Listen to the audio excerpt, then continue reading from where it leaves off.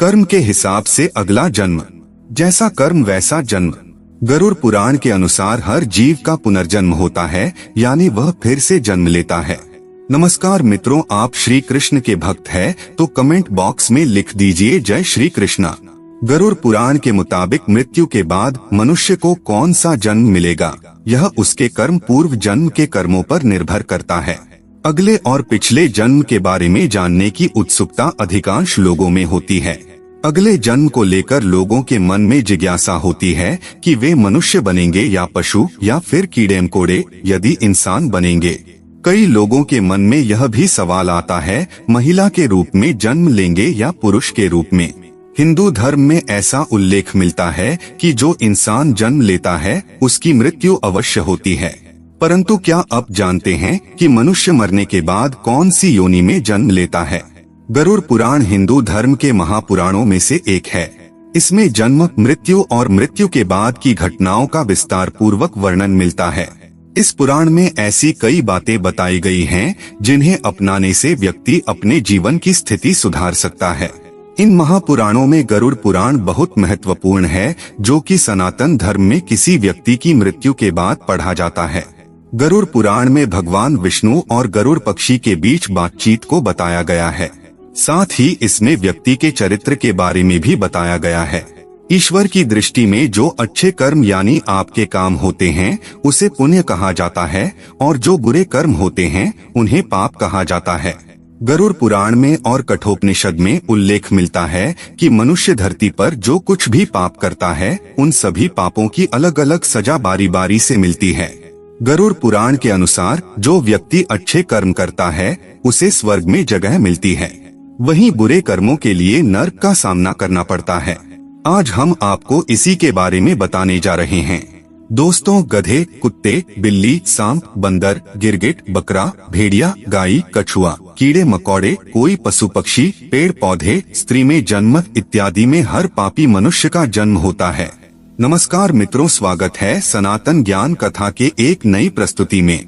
दोस्तों, आप हमारे चैनल पर पहली बार आए हैं तो चैनल को सब्सक्राइब अवश्य कीजिएगा। वीडियो को लाइक करके दोस्तों के पास शेयर जरूर कीजिए।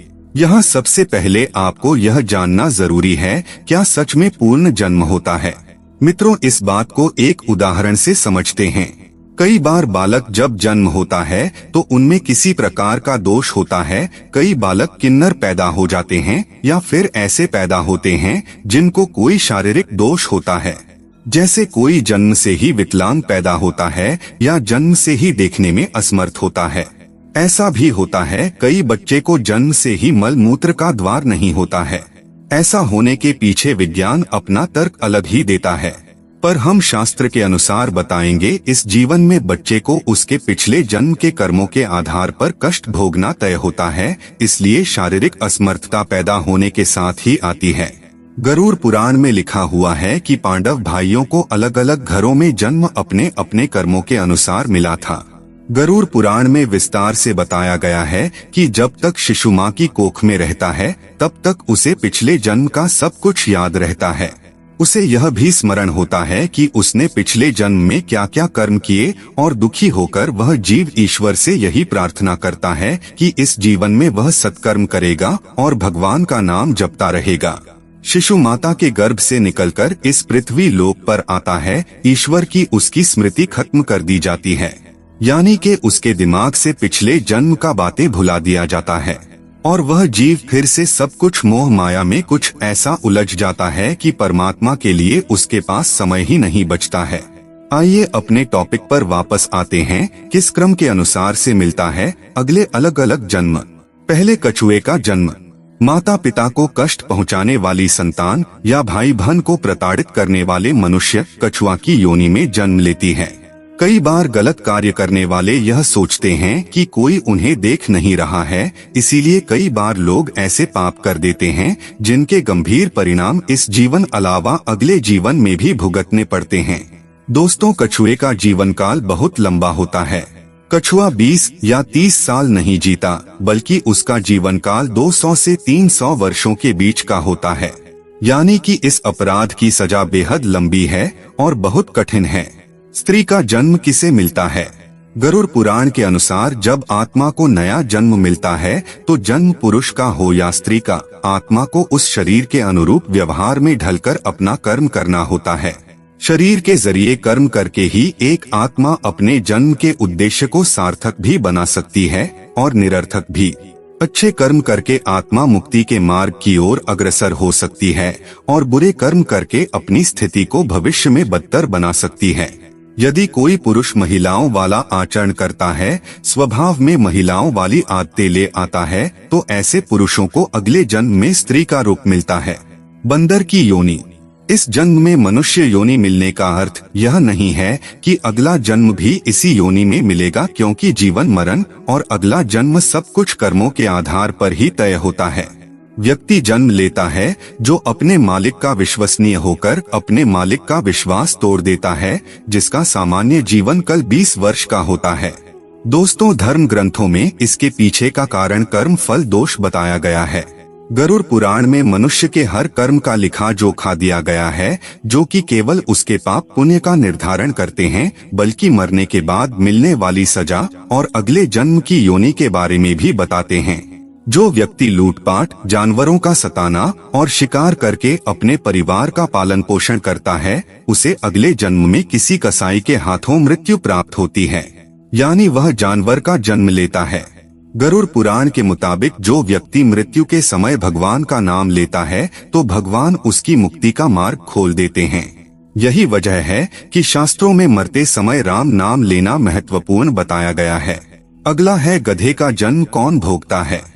अब यहाँ आता है कर्म फल सिद्धांत। दोस्तों, गरुड़ पुराण के अनुसार अपने सच्चे मित्र का अपमान करने वाला गधे की योनि भोगता है। गधे का जीवन काल 25 से 30 वर्षों का होता है। अगर आपका पाप क्षमा के योग्य रहा होगा तो कर्म फल सिद्धांत के अनुसार आप गधे की योनि से जल्दी ही मुक्त होकर एक साधारण मृत्यु को प्राप्त हो जाएंगे। कुत्ते के जन्म किसको मिलता है। गरुड़ पुराण में जीव के द्वारा किए जाने वाले कई तरह के पापों और उन पापों के निमित्त जो भी सजा दी जाती हैं, उसके बारे में भगवान विष्णु ने विस्तार से बताया है। धर्म का अपमान करने वाले, पूजा पाठ न करने वाले, जो व्यक्ति धर्म, वेद, पुराण जैसे धार्मिक ग्रंथों का अपमान करता है, हमेशा धर्म का विरोध करता है, ईश्वर के प्रति श्रद्धा भाव नहीं रखता, गरुड़ पुराण के अनुसार ऐसे लोगों का अगला जन्म श्रान यानी कुत्ते के रूप में होता है। कीड़े मकोड़े की योनि। दूसरों की निंदा करने वाला, बुरा बर्ताव करने वाला कीड़े मकोड़े के रूप में ही जन्म लेता है। यह एक ऐसी योनि है जिसमें आप कितने भी प्रतिभाशाली हो, आपने कितना भी हुनर क्यों ना हो, आपको सम्मान कभी नहीं मिलता। उदाहरण के लिए एक चींटी को ही ले लीजिए, नीचे गिरती है, फिर चलती है और मंजिल तक पहुँचे है। हम सबको इस धरती पर अलग अलग योनियों में तब तक जन्म लेना पड़ता है जब तक कि हमको मोक्ष की प्राप्ति नहीं हो जाती। जो व्यक्ति अपनों से लिया हुआ धन वापस नहीं करता या उनसे धन अर्जित करता है, मकोड़े की योनि में जन्म लेता है। योनियों का जीवन काल कितना लंबा होगा वह व्यक्ति के कर्म फल पर निर्भर करता है। छछूंदर का जन्म किसे मिलता है। जो व्यक्ति किसी चीज को चोरी करता है वह तोता बनता है।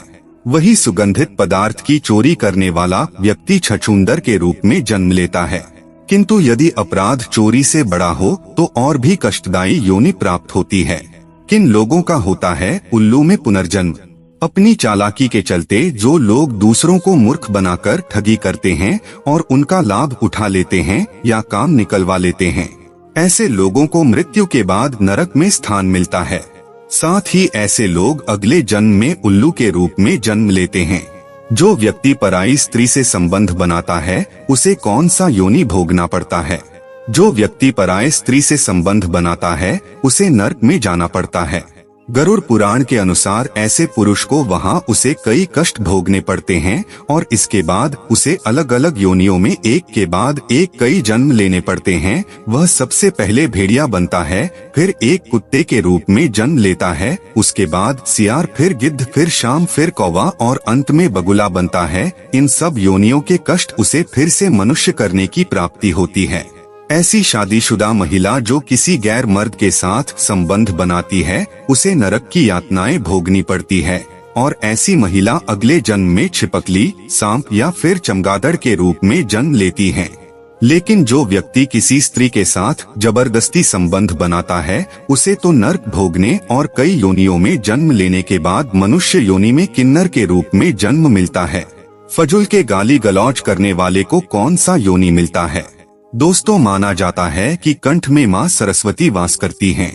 इसलिए जिन लोगों की वाणी में मधुरता नहीं होती और जो दूसरों को बुरा भला कहते हैं या हमेशा गाली गलौज करते हैं, गरुड़ पुराण के अनुसार उनका अगले जन्म बकरे के रूप में होता है। जो मनुष्य स्त्री की हत्या, गर्भपात या गाय की हत्या करता है वह अगले जन्म में मूर्ख और कुबड़ा बनकर जन्म लेता है। गरुड़ पुराण के मुताबिक जो व्यक्ति मृत्यु के समय भगवान का नाम लेता है तो भगवान उस व्यक्ति के लिए मुक्ति का मार्ग खोल देते हैं। यही कारण है कि शास्त्रों में मरते समय राम का नाम लेना महत्वपूर्ण माना गया है। गरुड़ पुराण में बताया गया है कि जो व्यक्ति अपने बड़े भाई का अपमान करता है, समाज के सामने उसे लज्जित करता है, अगले जन्म में वह व्यक्ति कौन नामक पक्षी के रूप में जन्म लेता है। इस योनि में उसे 10 वर्षों तक का कष्ट भोगना पड़ता है, उसके बाद ही उसे मनुष्य योनि प्राप्त होती है। गरुड़ पुराण के अनुसार दूसरों के लिए अच्छा सोचने वाला, धर्म को मानने वाला, धार्मिक गमे विश्वास रखने वाला, पशुओं से प्रेम रखने वाला, माता पिता का आदर सम्मान करने वाला, अपने गुरु के द्वारा बताए गए मार्ग पर चलने वाली जीव आत्मा स्वर्ग में जाती है और अपने लिए मोक्ष के दरवाजे खोल लेती है। मांस खाने वाले, गरुड़ पुराण के अनुसार मांस खाने वाले व्यक्ति को अगले जन्म में अंगों से संबंधित समस्या होती है। मदिरा या शराब पीने वाले के दांत काले होते हैं और जीभ के स्वाद के कारण न खाने वाली चीजों को खा लेने वाला ब्राह्मण जलोदरी, पेट में पानी भर जाने की बीमारी के चलते पेट फूलना बनता है। दूसरों का ध्यान किए बिना मीठा खाने वाले को गले से संबंधित बीमारियां रहती हैं। श्राद्ध के समय में अशुद्ध दान देने वाले लोगों को कुष्ठ रोग होता है। लेकिन दोस्तों, यह सारी बात सुनने के बाद आपके मन में एक प्रश्न अवश्य उठा होगा कि जब हम अपने पाप कर्मों के अनुसार नरक की सजा भोग लेते हैं तो पुनर्जन्म में सजा क्यों मिलती है, क्यों हमें मनुष्य जन्म नहीं मिलता है। इस प्रश्न का उत्तर भगवान विष्णु ने अपनी वाहन पक्षीराज गरुड़ को स्पष्ट बताया, जो कि गरुड़ पुराण में है। आइए जानते हैं। कई बार जीव आत्माओं के कर्म इतने बुरे होते हैं कि जीवात्मा को नरक में भोगनी पड़ती ही है, लेकिन अगले जन्म में भी इन कर्मों का बोझ ढोना पड़ता है। जैसे कि किसी महिला के साथ दुष्कर्म करने वाली पापी आत्मा अगले जन्म में किन्नर के रूप में पैदा होती है, जैसे आपने इस वीडियो में सुने हैं। इसे हमारे धर्म ग्रंथों में कर्म फल का सिद्धांत कहा गया है, यानी कि जैसी करनी वैसी ही भरनी। पाप बड़ा है तो सजा लंबी मिलेगी और अत्यंत दुखदायी भी होगी, और यदि पाप कर्म सामान्य है तो सजा भी कम होगी। दोस्तों, मनुष्य जन्म कितना दुर्लभ है आप जान ही गए होंगे। मनुष्य की योनि में जन्म लेना चाहते हैं या जीवन मृत्यु के इस कर्म चक्र से निकलना चाहते हैं तो इस जन्म में अच्छे कर्म और ईश्वर की भक्ति करें। अभी तो आप मनुष्य योनि में जन्म लिए हैं, इसे पीछे आपका किस योनि में जन्म हुआ था, आइए इस पर विस्तार से जान लेते हैं। जाति स्मरण के प्रयोग के लिए ध्यान को जारी रखते हुए आप जब भी बिस्तर पर सोने जाएं तब आंखें बंद करके उल्टे क्रम में अपनी दिनचर्या के घटनाक्रम को याद करें। जैसे सोने से पूर्व आप क्या कर रहे थे, फिर उससे पूर्व क्या कर रहे थे, और भी गहराई में जाएं और देखें उससे पूर्व आप क्या कर रहे थे। तब इस तरह की स्मृतियों को सुबह उठने तक ले जाएं। दिनचर्या का क्रम सतत जारी रखते हुए मेमोरी रिवर्स को बढ़ाते जाएं। ध्यान के साथ इस जाति स्मरण का अभ्यास जारी रखने से कुछ माह बाद जहां मेमोरी पावर बढ़ेगा, वहीं नए नए अनुभवों के साथ पिछले जन्म को जानने का द्वार भी खुलने लगेगा। मित्रों, यह साधना कठिन जरूर है, लेकिन योगाभ्यासी के लिए सरल है। सम्मोहन क्रिया से भी पिछला जन्म जाना जा सकता है। दोस्तों, अलग अलग धर्म के लोग अलग अलग तरीके से पिछले जन्म जानने की कोशिश करते हैं। मित्रों, हमारा आज का प्रस्तुति कैसा लगा कमेंट करके अवश्य बताइएगा।